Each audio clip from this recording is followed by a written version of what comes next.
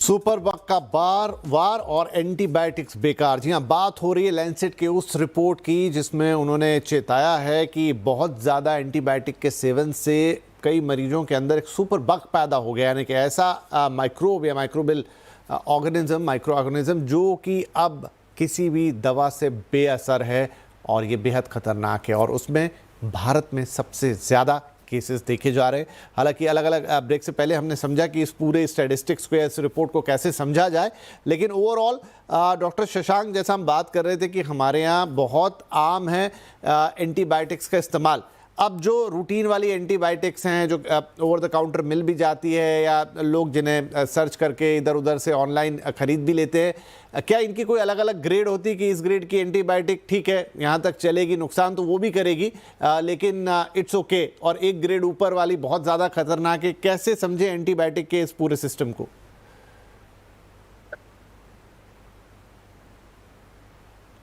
Shashank ji,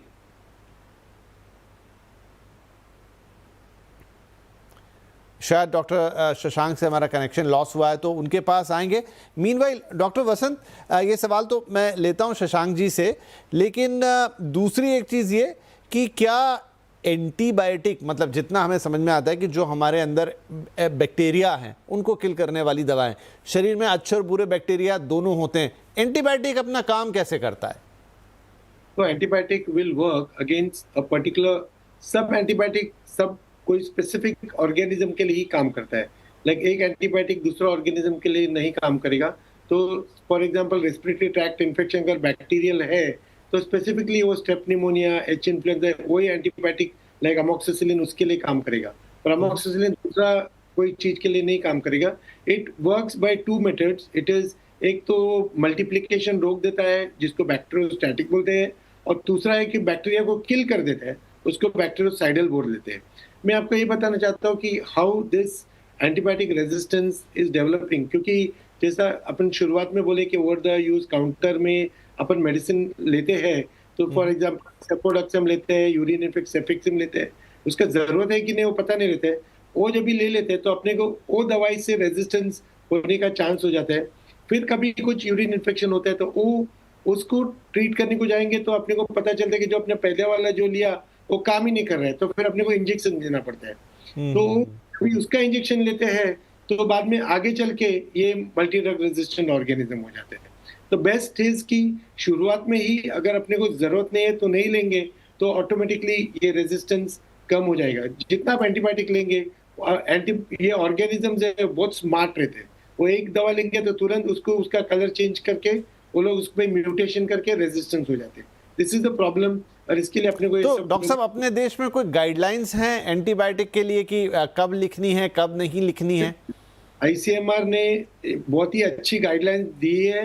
2 guidelines आई है जिसको सबने फॉलो करना जरूरी है।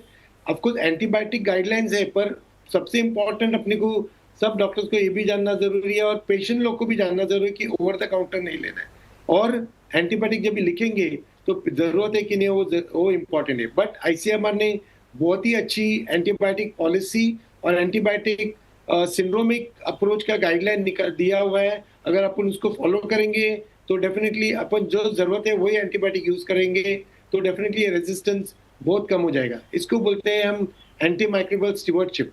हर हॉस्पिटल में अगर एंटी माइक्रोबियल स्टीवर्डशिप फॉलो करेंगे तो रेजिस्टेंस डेफिनेटली कम हो जाएगा। जी, डॉक्टर शशांक भी जुड़ गए। शशांक जी, आपसे सवाल जो मैंने पूछा था कि क्या कुछ अलग अलग ग्रेड की एंटीबायोटिक्स भी हैं कि एक ले ली तो कोई फर्क नहीं पड़ता, नॉर्मल टाइप की है, लेकिन ये पर्टिकुलर ग्रेड ले लेंगे तो फिर तकलीफ ज्यादा है?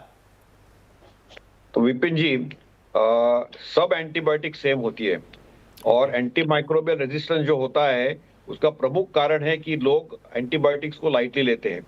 तो एंटीबायोटिक्स हर प्रकार की जितने ही इनोसेंट लगते हैं उतने ही सीरियस भी होते हैं। उसमें अलग अलग जनरेशन जरूर रहते हैं, लेकिन एंटी माइक्रोबियल रेजिस्टेंस के लिए हमको माइक्रोबायोलॉजिस्ट के साथ बहुत अच्छा संबंध रखना पड़ेगा। जैसे हमारे भारत में सर्वश्रेष्ठ माइक्रोबायोलॉजिस्ट है, हमने कोविड पैंडेमिक में भी देखे, हमारे यहाँ पे bacteriology labs, viral labs, fungal labs सब अवेलेबल है। और इसलिए एंटी माइक्रोबियल कोरिलेशन जो होता है, माइक्रोबियल कोरिलेशन माइक्रोबायोलॉजिस्ट के साथ, हमारे शास्त्रज्ञों के साथ हमको काम करना चाहिए क्लिनिशियंस को या डॉक्टरों को। इसलिए एंटीबायोटिक्स के अलग अलग जो प्रकार भी होंगे तो भी एंटी माइक्रोबियल रेजिस्टेंस के लिए सबसे सिंपल एंटीबायोटिक सबसे ज्यादा सुपर बग्स तैयार करते हैं, और जितने कॉम्प्लिकेटेड एंटीबायोटिक्स होते हैं उनके भी सुपर बग्स होते हैं। तो इसमें ज्यादा डिफरेंशिएशन होता नहीं है। तो इसलिए हमको सबको एक वार्निंग रेड सिग्नल है कि जो आईसीएमआर की गाइडलाइंस है वो स्ट्रिक्टली फॉलो करे। एंटीबायोटिक का ओवर द काउंटर सेल पूरा बंद होना चाहिए प्रिस्क्रिप्शन के बिना, और रैशनल प्रिस्क्रिप्शन के बिना इसका बिल्कुल सेवन होना नहीं चाहिए। और बगैर एंटी माइक्रोबियल कोरिलेशन और क्लिनिको माइक्रोबायोलॉजिकल कोरिलेशन ये जो लोग लिखते हैं एंटीबायोटिक, ये बिल्कुल गलत है। और लोगों का, कंज्यूमर्स को डायरेक्टली एंटीबायोटिक लेना ये एकदम गलत बात है, इसलिए बग्स तैयार होते हैं।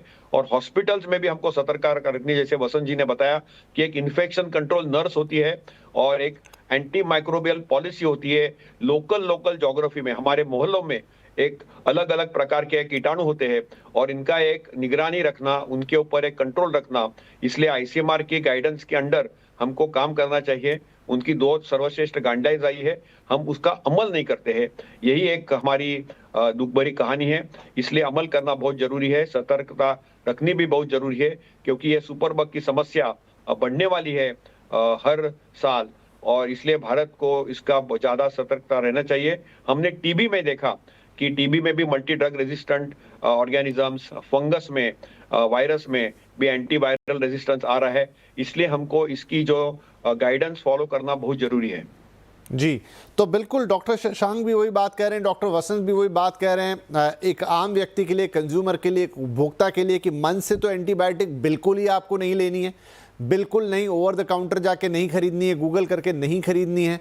दूसरा, जो आईसीएमआर के गाइडलाइंस भी हैं, और अब लैंसेट जिस बात को कह रहा है, तो बाकायदा सारे हॉस्पिटल, सारे डॉक्टर्स, वो छोटी जगह के हों, बड़ी जगह के हों, उन्हें भी अब बहुत सतर्कता के साथ इस बात को फॉलो करना पड़ेगा। और इनफैक्ट अगर गवर्नमेंट इस गाइडलाइन को कुछ अपग्रेड करके भी लाए तो शायद उसकी ज़रूरत अब आन पड़ी है, क्योंकि लैंसेट की रिपोर्ट कह रही है कि ये एंटीबायोटिक वाला जो सबसे बड़ा प्रॉब्लम हो रहा है वो हिंदुस्तान उसमें अग्रणी है। तो हम ऐसे नहीं बनना चाहते कि हमारे ऊपर कोई दवा असर ना करे। नेचुरल हमारे शरीर में जो ताकत है खुद को रिकवर करने की, पहले उसको मौका मिलना चाहिए, और एंटीबायोटिक का मनमाना इस्तेमाल और गाइडलाइन के बाहर जाके इस्तेमाल बिल्कुल बंद होना चाहिए, नहीं तो हम एक बड़ी दिक्कत, बड़ी तकलीफ में फंसेंगे। ऑलरेडी हमारे देश में बहुत सारी बीमारियां हैं, हम इसकी कैपिटल उसकी कैपिटल बन चुके हैं, लेकिन अब ये एंटीबायोटिक्स वाले मामले को और ख़राब ना करें तो बेहतर हो। ये आपके और हमारे सबके हाथ में। बहुत बहुत धन्यवाद डॉक्टर वसंत, डॉक्टर शशांक, एक बहुत ही इन्फॉर्मेटिव शो,